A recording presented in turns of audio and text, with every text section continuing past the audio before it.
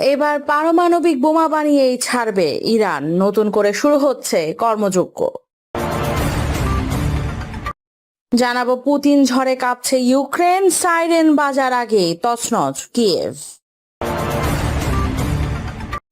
আরো জানাবো যুক্তরাষ্ট্র 1000 ক্ষেপণাস্ত্র ছুড়লে টিকে থাকতে পারবে তো ইরান। এবং সর্বশেষ জানাবো ইসরায়েলের বিরুদ্ধে বিধ্বংসী হামলার ব্লুপ্রিন্ট তৈরি ইরানের। দর্শক শুনছিলেন সংবাদ শিরোনাম, এবার জানিয়ে দিব বিস্তারিত সংবাদ। তবে তার আগে অনুরোধ থাকবে আমাদের চ্যানেলটি সাবস্ক্রাইব করে বেল আইকনটি ক্লিক করে সঙ্গেই থাকুন। এবার পারমাণবিক বোমা বানিয়েই ছাড়বে ইরান, নতুন করে শুরু হচ্ছে কর্মযজ্ঞ। ইরানের পারমাণবিক কর্মসূচি নিয়ে বিশ্বজুড়ে শুরু হয়েছে নতুন করে চরম উত্তেজনা। পাওয়া গেছে এমন চাঞ্চল্যকর উপগ্রহ চিত্র যা দেখে আমেরিকা ইসরায়েলের আতঙ্কিত না হয়ে উপায় নেই। মার্কিন বিশ্লেষকদের স্পষ্ট দাবি, ইরান আবারও মরিয়া হয়ে উঠেছে তাদের ধ্বংসপ্রাপ্ত পারমাণবিক স্থাপনাগুলো নতুন করে গড়ে তোলার জন্য। পার্চেন সাইটের দৃশ্যগুলো এখন মার্কিন গোয়েন্দাদের কপালে চিন্তার ভাঁজ ফেলেছে। যেখানে একসময় ছিল মিসাইল হামলার ক্ষতচিহ্ন, আজ সেখানে দেখা যাচ্ছে নতুন মেরামতের কর্মযজ্ঞ। হামলার ক্ষত ঢেকে ফেলার জন্য বসানো হয়েছে বিশেষ জাল, আর সেখানে কংক্রিট মিক্সিং ট্র্যাকের অবাধ আনাগোনা সরাসরি জানান দিচ্ছে খুব দ্রুতই এই এলাকাকে সিলগালা করে ফেলার পরিকল্পনা করছে তেহরান।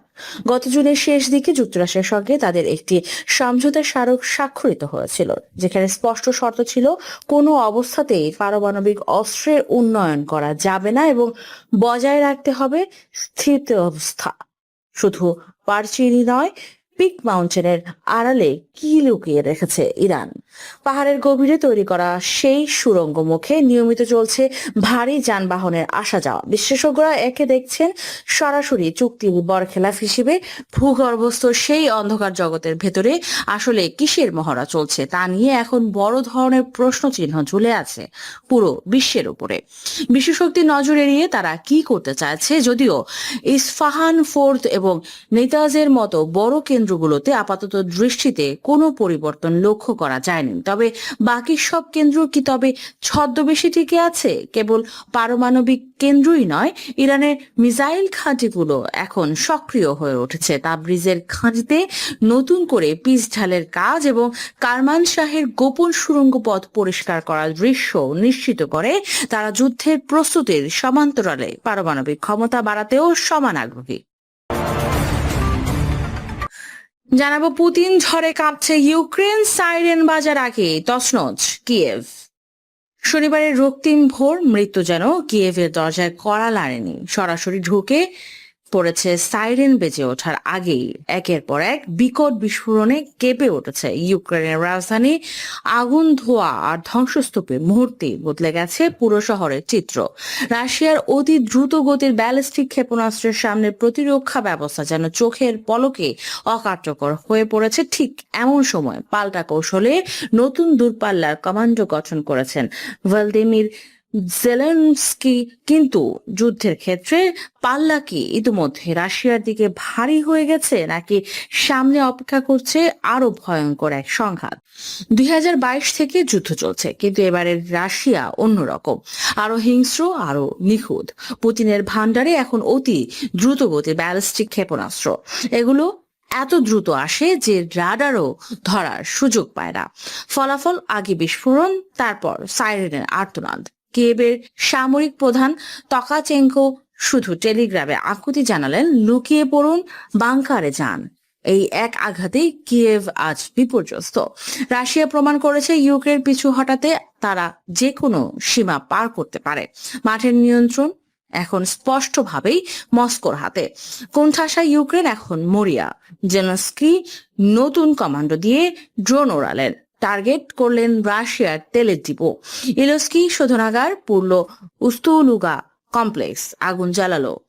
কিয়েভ দাবি করলো রাশিয়ার স্যাডো ফ্লিট বা তেলবাহী ট্যাঙ্কার তারা ধ্বংস করেছে। গত 5 দিনে 50টি জাহাজ নাকি জখম।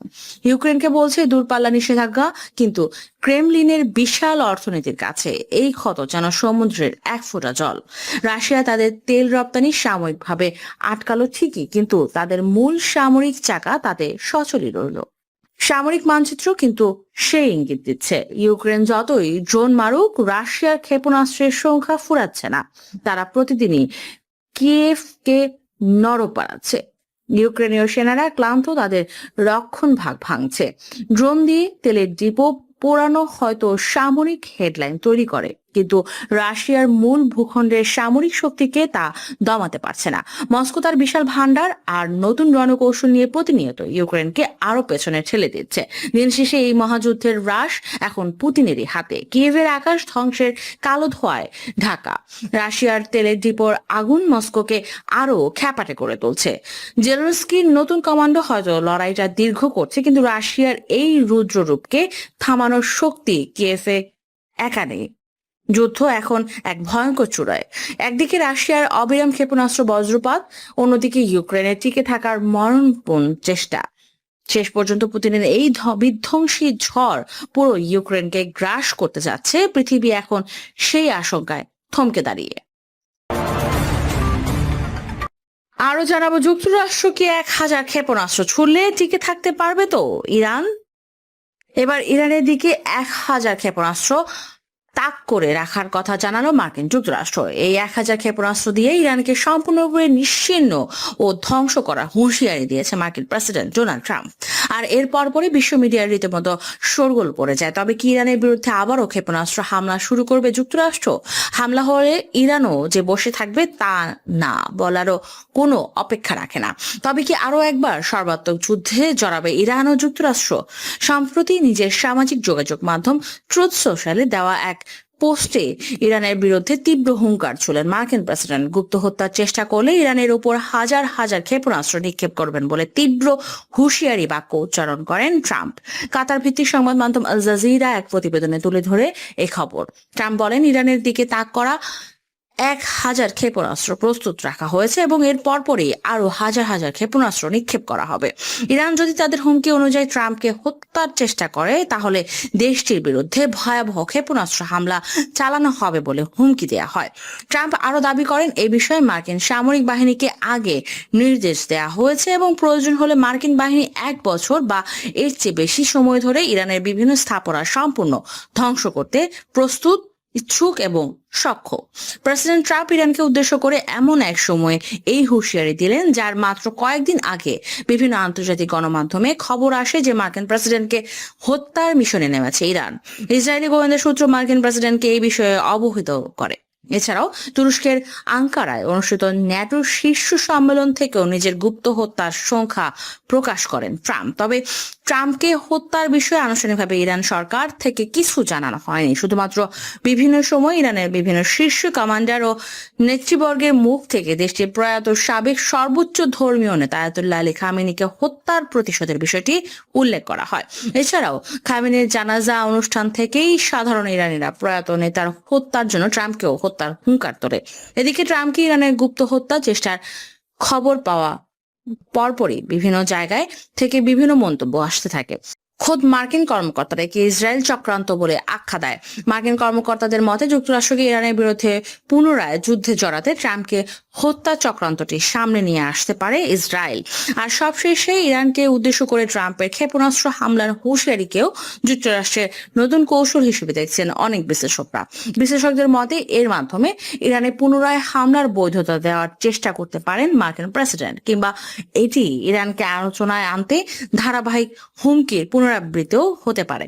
সাম্প্রতিক হরমুজ ইস্যুতে এক তুমুল সংঘর্ষে জড়ায় ইরান ও যুক্তরাষ্ট্র। পাল্টাপাল্টি সংঘর্ষের পর উভয় পক্ষ আবারও আলোচনায় সম্মত হয়েছে বলে জানায় বিভিন্ন আন্তর্জাতিক গণমাধ্যম। তবে ইরান এটিকে অস্বীকার করে জানায়, সমঝোতা স্মারক লঙ্ঘন করায় যুক্তরাষ্ট্রের আলোচনায় প্রস্তাব প্রত্যাখ্যান করছে তারা। ইরানকে বাঘে আনতে এহেন কোনো চেষ্টা নেই যা করতে বাকি রেখেছে যুক্তরাষ্ট্র, কিন্তু এরপরও ইরানকে বাগে আনতে ব্যর্থ হয় সাম্রাজ্যবাদী দেশটি। যুক্তরাষ্ট্রের যে কোনো আগ্রাসনকেই শক্তভাবে মোকাবেলা করে ইরান। কাজেই নতুন করে ক্ষেপণাস্ত্র হামলার হুমকিতেও ইরান যে মাথা নত করবে না, বরং ক্ষেপণাস্ত্র হামলার জবাব ক্ষেপণাস্ত্র দিয়েই কয়েক গুণ বেশি শক্তিতে দিবে, তা বলার আর কোনো অপেক্ষা রাখে না। এবং সর্বশেষ জানাবো, ইসরায়েলের বিরুদ্ধে বিধ্বংসী হামলা ব্লু প্রিন্ট তৈরি ইরানের।